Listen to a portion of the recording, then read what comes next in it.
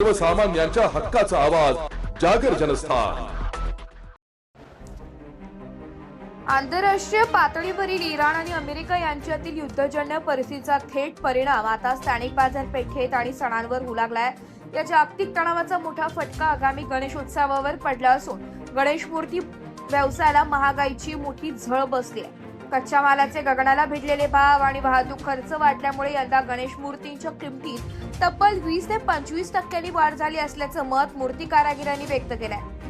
त्यामुळे यंदा सर्वसामान्य नागरिकांना या महागाईचा मोठा फटका सहन करावा लागणार आहे। अमेरिका इराण युद्धामुळे आंतरराष्ट्रीय स्तरावर कच्च्या तेलाच्या किमती वाढल्या आहेत। याशिवाय कच्चा माल महागल्यामुळे मूर्तिकारांना आता व्यवसायात जास्त भांडवल गुंतवावे लागत आहे।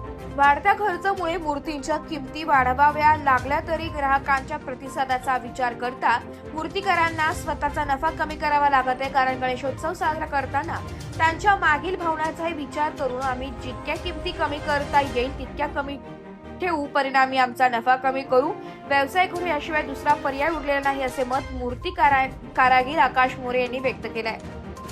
दरवर्षी गणेशोत्सवासाठी मंडळे आणि घरगुती गणेश भक्त मोठ्या उत्साहाने तयारी करतात। मात्र यंदा मूर्तीच्या किमती थेट 25% वाढल्याने सार्वजनिक गणेशोत्सव मंडळासह सर्वसामान्य नागरिकांचे आर्थिक बजेट कोलमडणार आहे। जागतिक स्तरावरील युद्धाची ठिणगी मनमाडसह संपूर्ण परिसरातील मूर्ती व्यवसायाला आणि सणांच्या आनंदाला आर्थिकदृष्ट्या होरपळून काढत असल्याचे चित्र सध्या पाहायला मिळते। जागर जनस्थानसाठी आमीन शेख, मनमाड। माझं नाव आकाश मोरे, सायराज गणेशार।